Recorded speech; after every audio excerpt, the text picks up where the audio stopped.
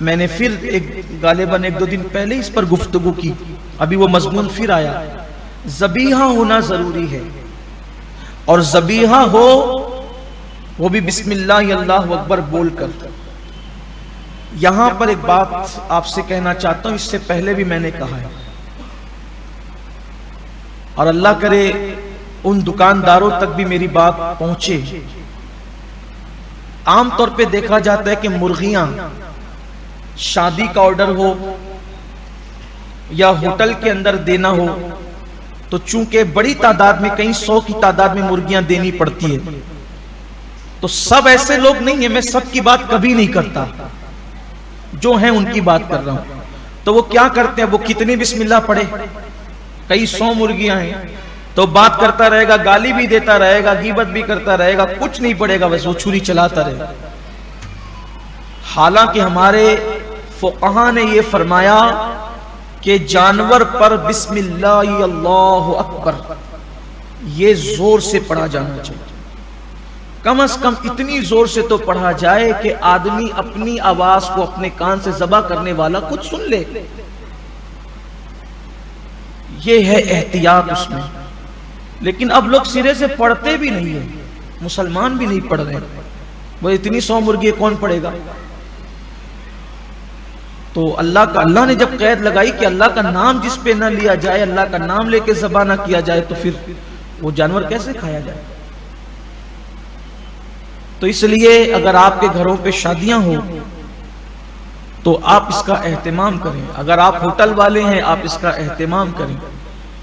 میں کوئی فتنے کی بات نہیں کر رہا ہوں کہ آپ کے دل میں شک پیدا کروں، یہ میں قرآن کا پیغام آپ تک پہنچا رہا ہوں، اس کا مفہوم۔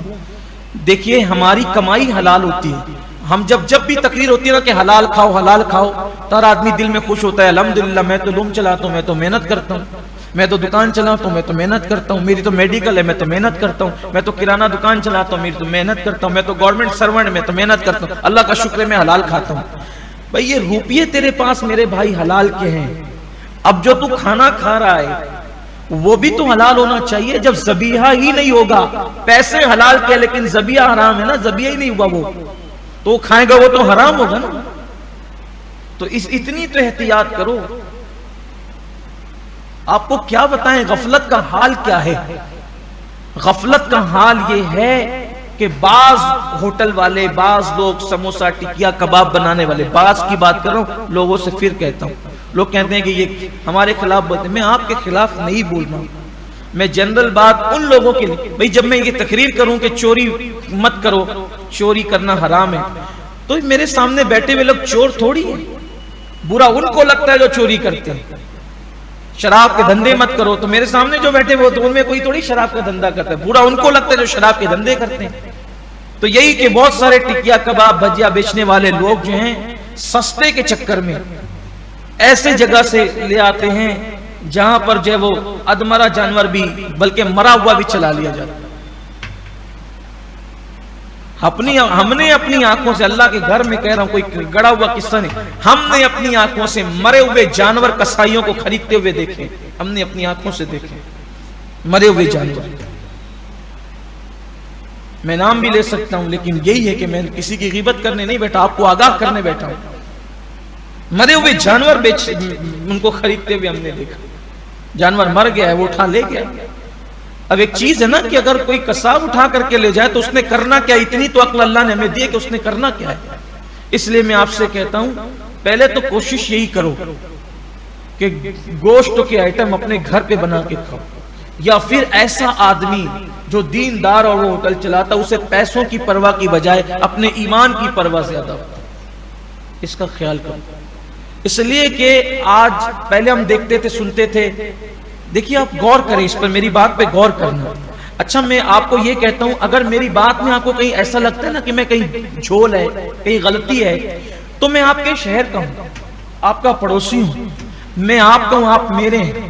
یہاں سے اٹھنے کے بعد میں گھر نہیں جاتا ہوں، رات دیر گئے تک میں یہی ہوتا ہوں۔ آپ آئیں، ذرا کھلا ہوا ہے، دروازے سب کے لیے کھلے ہوئے، آپ مجھ سے کہیں کہ ہمیں یہ بات سمجھ میں نہیں آتی آپ کی، میں دوسرے دن اس کا ازالہ کروں گا، اس کے لیے معذرت چاہوں گا آپ سے، توبہ کروں گا، میرے ذہن میں اللہ نے بڑی وسعت دی ہے۔ لیکن اگر میری بات حق ہے پھر اس کو قبول کرو، آپ کے لیے بہتر ہے، آپ کی آخرت کے لیے بہتر ہے۔ پہلے ہم دیکھتے تھے اولیاء اللہ کی تعداد، دلی میں محبوب الہی ہے، اسی دور میں کلیئر میں صابر پاک ہے، اسی دور میں ایک شہر میں وہ، ایک شہر وہ، یعنی ایک پورا یوں سمجھ لو کہ ولیوں کی ولایت کی بہاریں تھی۔ اب کہاں دکھتے ہیں بتاؤ؟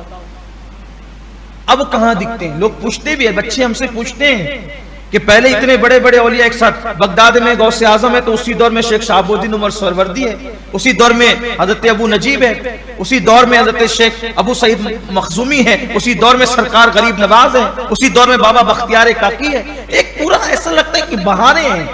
پھر ہمارے یہاں قریبی میں دیکھ لو کہ ایک دور بابا برہان الدین غریب ہے، 22 کا، یہ سب ایک دور کے لوگ ہیں۔ کہاں ہے؟ ڈھونڈو نا کہاں ہے؟ کیا ولایت کا دروازہ بند ہو گیا؟ نبوت کا دروازہ بند ہوا ہے نا، دروازہ ولایت تو کھلا ہوا ہے، پھر کیوں جو ہے وہ بھی چھپ کے بیٹھے ہوئے نظر نہیں آتے؟ لیکن پہلے تو ایک بڑی تعداد ہر جگہ نظر، ابھی بھی ہیں، انکار نہیں کر رہا ہوں، انگلیوں پہ گن لیں آپ۔ وجہ کیا ہے؟ آپ کہیں گے عمل نہیں کرتے، عمل بھی ہو رہا ہے، تقویٰ نہیں ہے، تقویٰ بھی بظاہر اختیار کیے ہوئے، وجہ کیا ہے؟ سب کچھ ہے، نمازیں ہیں، تلاوت ہے، روزے ہیں، داڑھی ہے، سب ہے، تسبیح ہے، تحلیل ہے، سب ہیں۔ پیٹ میں جو لقمہ جا رہا ہے نا وہ حلال نہیں الا ماشاءاللہ، اور عبادت کا اثر اس وقت تک ظاہر ہو ہی نہیں سکتا جب تک کہ پیٹ میں حلال لقمہ نہ ہو۔ تفسیر روح البیان سے مجھے ایک واقعہ یاد آ رہا ہے یہاں پر۔ حجاج بن یوسف بڑا ظالم آدمی تھا، بڑا ظالم، کئی 100 صحابہ کو اس نے شہید کیا ہے، کئی 100۔ انہی میں سے حضور علیہ الصلوۃ والتسلیم کی حقیقی سالی حضرت اسماء بنت ابو بکر کے بیٹے حضرت عبداللہ ابن زبیر رضی اللہ تعالیٰ عنہ کو بھی اس بدبخت نے شہید کیا۔ آپ سوچیں آپ، اور اب حضرت زبیر بن عوام حضور علیہ السلام کی سگی پھوپھی کے بیٹے ہیں، یعنی کہ یہ ابن زبیر کا ڈبل رشتہ ہے حضور علیہ السلام سے، اور بھی رشتے ہیں۔ کئی صحابہ کو اس نے شہید کیا۔ حجاج جب